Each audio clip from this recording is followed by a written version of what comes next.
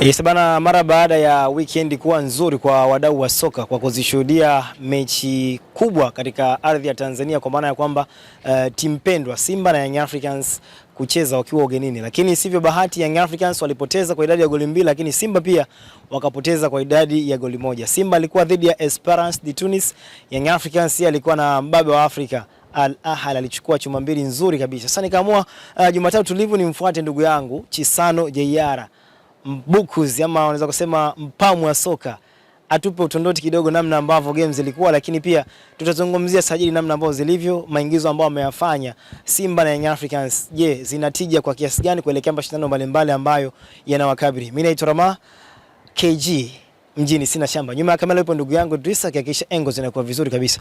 Kaka, asalamu alaykum. Wa alaykum salaam, bibi hali bwana. Safi kwema? Alhamdulillah. Kitambo sana hii mic imekumisi. Ndio hivyo bwana, nature ya maisha. Maisha bwana, tunashughulika na mambo mengi, kwa hiyo kuna wakati watu wanapoteana alafu baadaye wanakutana tena. Kuna muda nikiona watu wamekuposti huko nasema kwa nini sijampata mimi? Hamna, kila kitu yani mimi sijui, ndio hivyo, ni kama riziki vile. Inaweza kachelewa, lakini kama ni yako utaipata tu kwa wakati wako. Bana, sawa, tuanzie hapa. Mbungi namna zilikuwa Young Africans pamoja na Simba, lakini tuanzie kwa Simba dhidi ya Esperance de Tunis, kwa sababu ni moja ya mchezo ambao ulikuwa na maswali mengi kutokana na Simba mpaka hivi sasa kutokuwa na alama hata moja katika group lao. Grupu namna ambavyo lilivyo, mwanzo watu walianza na kusema ni grupu mchekea kwa upande wa Simba, huku akisema Yanga na grupu gumu, lakini mambo yameanza kama yanabadilika hivi. Simba tatizo lao kubwa ni nini hivi sasa, kwa maana ya kwamba tulishazoea kumuona Simba ikifanya vizuri, kuvuka robo finali hatua ni swala kawaida kwao, lakini msimu huu umekuwa wanasuasua. Tuanzie hapa kwanza, Simba shida yao kubwa hasa ni nini?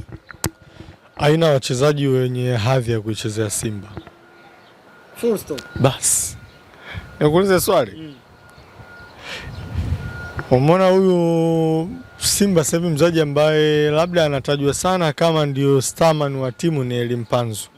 Ila ameweza kukuambia wewe, Elimpanzu angekuta Simba ile asingecheza. Simba ile ya moto. Simba ina Mixon, ina Ralibwali, ina Chama mbele. Juu pale uko Kagere au yuko Mugelo au yuko Boko. Yangecheza wapi Mpanzu? Mpanzu amweke nje Mixon au Chama yule? Huwezi kumweka nje. Hapa chini hapa wanacheza kina Mzamiru kina Ralibwali. Ile Simba singecheza Mpanzu. Kama kucheza labda angekuwa anatokea benchi. Ila Simba ile ilikuwa kamili. Hapana, kwa Mpanzu hapana. Lakini wako wachezaji wengi, mimi naamini walio sasa hivi Simba hawana hadhi ya kuichezea Simba. Yaani so standard ya Simba. Sasa hivi ndio maana nikakwambia Simba yote unayoiona, yote ile mwenye standard ya kucheza Simba ile ni Kapombe mwenyewe ambaye alikuwepo, labda na Mpanzu. Wengine hao basi ndio hivyo. Tukizungumzia sasa upande wa mechi namna ambavyo ilikuwa, pamoja na kwamba kauli yako ya kwanza ni kwamba wachezaji waliopo hawana hadhi ya kuchezea Simba, tuzungumzie kimbinu namna ambavyo mchezo ulikuwa. Simba walifeli sehemu gani kwa upande wa mwalimu Steve Barker? No, mimi siku hizi nishatoka huko kwenye watu wengi wanaoamini kwamba mwalimu wa Simba mbinu alikuwa hana. Mimi naamini makocha wote waliopita Simba walikuwa makocha wazuri. Isipokuwa ndo wanakutana na nyakati ngumu, kwa sababu wachezaji wanaowakuta Simba sio wenye hadhi ya kustahili kucheza Simba. Ndio maana hapa nimekupa mifano tu ya kina Mixon, sijui kina Chama wakati huo, kina Bwalia. Simba kwa na Deokanda ile. Ishakuwa na Francis Kachikata. Sharafuddin Shibobu. Yaani wangamwambia ni sasa hivi hao wachezaji hiyo hadhi huioni wachezaji wenye uwaone wachezaji wenye quality ile Simba inawasajili. Lakini mwalimu alitimiza mbinu zake vizuri kabisa. Sasa hata goli lilofungwa Kapombe ule mpira, sasa mwalimu akupale ule, mwalimu amfundishe nini Kapombe? Simba wako kwenye highline, walikuwa wanazuia kwenye highline, wako juu. Kuna umbali mrefu kati ya defense ilipokuwa na alipo goalkeeper. Almost zaidi ya mita 25. Tofauti ya kipa na mabeki walipo. Beki wa Esperance kaona mpira inabidi ni udondoshe nyuma ya migongo ya mabeki wa Simba. Yule Diara ana mbio atafukuzia ule mpira. Kweli mpira umepigwa nyuma yake Kapombe, kaanza kugeuka anaenda. Jamaa katoka nyuma ya Kapombe mpaka kamkuta akachukua mpira. Kwa hiyo Kapombe kiusahihi alichotakiwa kufanya wakati mpira ameuona umevushwa nyuma yake, na anamuona kuna mtu anakuja, ibidi ule mpira yao utoe nje. Wala sio kushindana mbio. Kwa sababu kwa anashindana naye mbio ana kasi kuliko yeye. Wewe fikiria mtu katoka nyuma yako kaenda mpaka akakukuta akafikia mpira kaondoka kaingia nao kwenye boksi. Kasi yake Kapombe pale ilikuwa ndogo. Yaani ambacho alitakiwa kufanya kiusahihi. Mpira ulivodunda tu nyuma yake alivyofuata alitakiwa kisha na upiga unaenda nje. Au jiulize mabeki wenzake walikuwa wapi? Wakati wanaona mpira huu ushamzidi Kapombe, nani alikuja kuingilia kuintervene ile shambulizi? Hakukuwa na mtu. Mpaka mtu kaingia kwenye boksi. Yes, mpaka mtu kaingia kwenye boksi kaenda kachagua upande wa kufunga.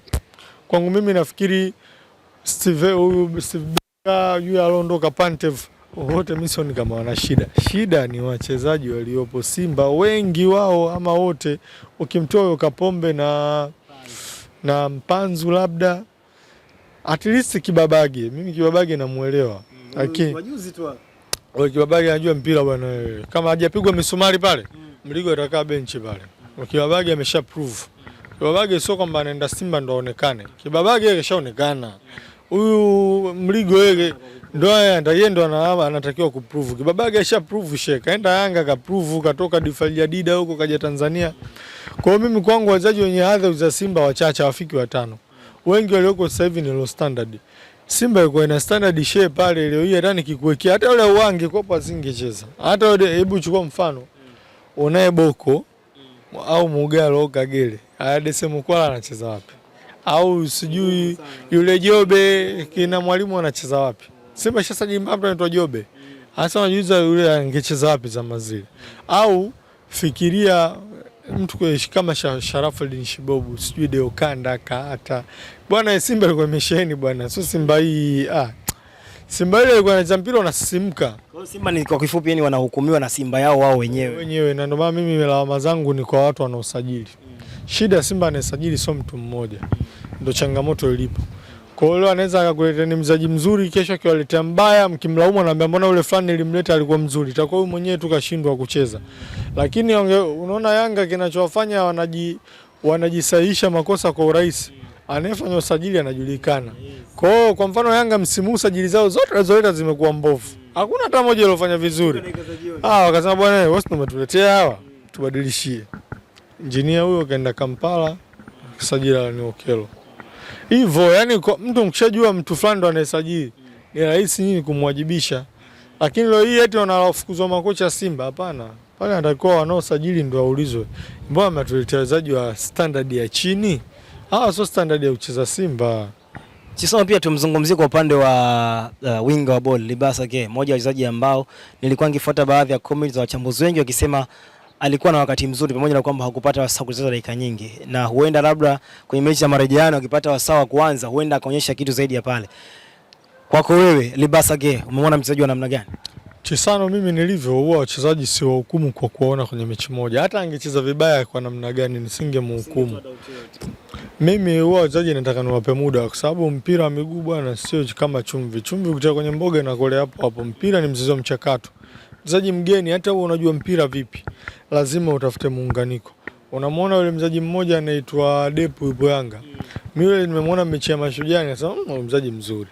Lakini siwezi kumhukumu mpaka nimuone amepata muda kidogo, inabidi atengeneze muunganiko na wachezaji wenzake na nini.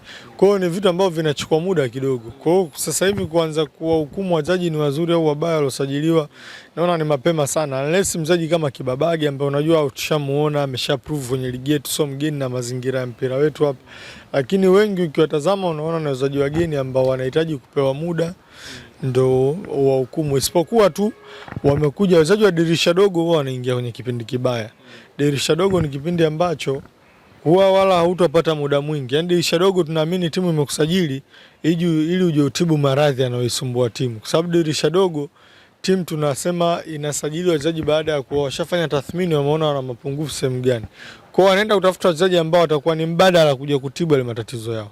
Sasa ikishindikana, maana yake wewe mchezaji unakuwa kwenye wakati mgumu, na isivyo bahati kwenye dirisha dogo muda wa kusubiriwa, sijui watu kwa nasubira kuvumilie, huwa unakuwa ni muda mchache. Itoshe kusema sio kama maelezo yako kwamba Nixon Kibabage pamoja na Libasa Gay, mnaweza nikasema kwamba ni miongoni mwa na golikipa aitwa nani huyu? Wote wapewe muda, ama hujaona hata mmoja ambaye ameclick? Hawezi kuclick hivyo. Yaani mimi ndio maana nakwambia hata Depu yule wa Yanga.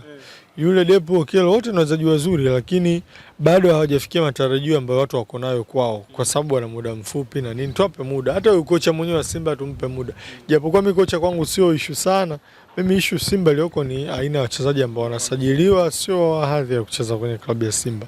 Tumalize na upande wa Jangwani. Jangwani pia wamefanya addition. Katikati tumeona Damaro, lakini umemzungumzia pia Depa pamoja na Alan Okello. Sajili ambazo wamezifanya, tija yake kutokana na mahitaji ya kikosi namna ambavyo alikuwa, umeona na wenyewe ni sahihi, au bado hata wachezaji ambao wameongezwa Yanga na unaegemea kule kwamba hawana hadhi hiyo pia ya kuitumikia Young Africans? No, nikisema hawana hadhi nitakuwa na wahukumu wakati muda bado. Isipokuwa Yanga wao wanaboresha timu. Sio, unaelewa? Simba bado anajenga timu. Na kwa nini wanajenga? Kwa sababu hii kila siku wanasajili wachezaji 10 na kitu, msimu kisha wamefukuza 10 na kitu.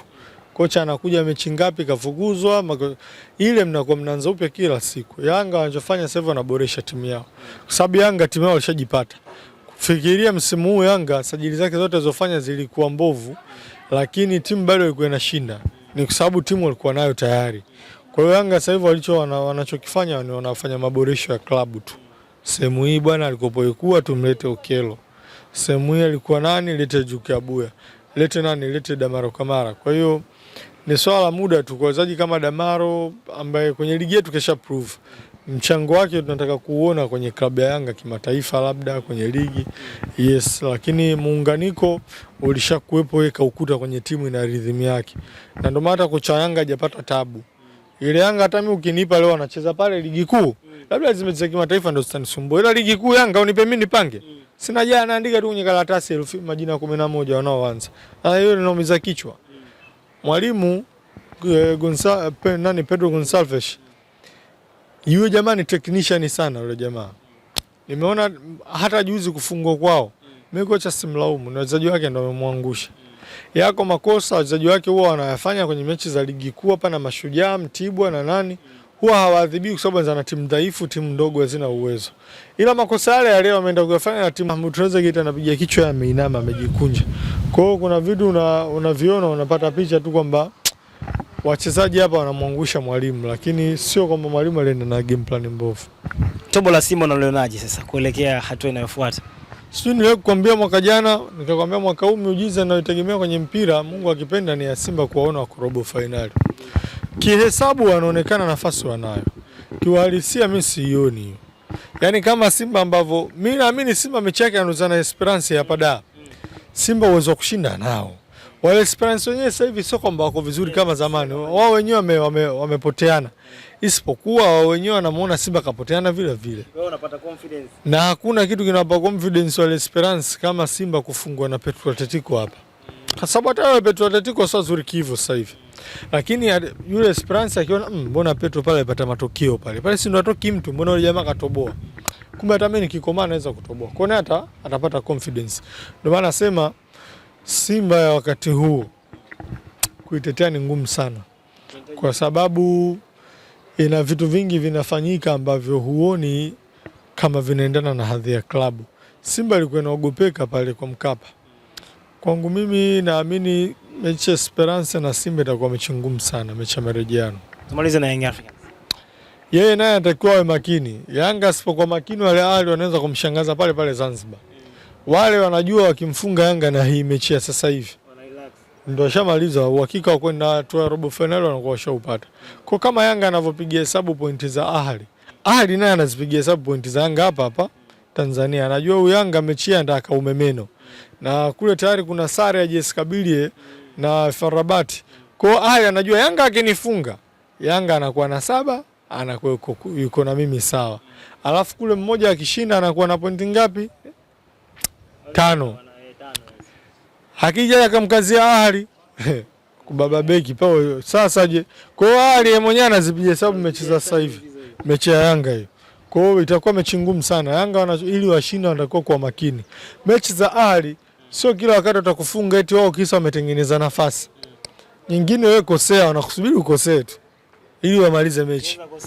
Bas, na Ahly ni timu ambayo ina wachezaji wengi wenye ubora mkubwa, ukikosea na kuadhibu, kama ambavyo Yanga juzi kuna makosa yamefanyika wachezaji binafsi yamekosti timu, lakini mechi yao dhidi ya Ahly kushinda wanaweza, lakini itategemeana na wao watakuwa na nidhamu uwanjani ya kiwango gani.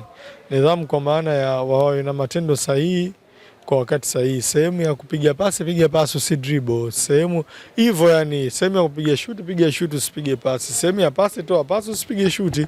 Wachezaji wakikosa maamuzi sahihi kwa kutokuwa makini uwanjani, mechi itakuwa ngumu hata kule Zanzibar, lakini uwezekano wa Yanga wa kushinda dhidi ya Ahly wanao, isipokuwa wawe tayari kucheza wakiwa na nidhamu, wawe watumwa. Maana kucheza kwenye nidhamu inabidi uwe mtumwa. Kuna nyakati unafanya vitu ambavyo moyo wako hautaki. Moyo unakwambia hapa dribble, mazingira yanakwambia hapa ni pa kutoa pasi. Nidhamu inakwambia hapo inabidi utoe pasi. Kwa hiyo mchezo ni mpira wa miguu, ni mchezo ambao unahitaji uwe na nidhamu pia. Shukrani sana. Asante.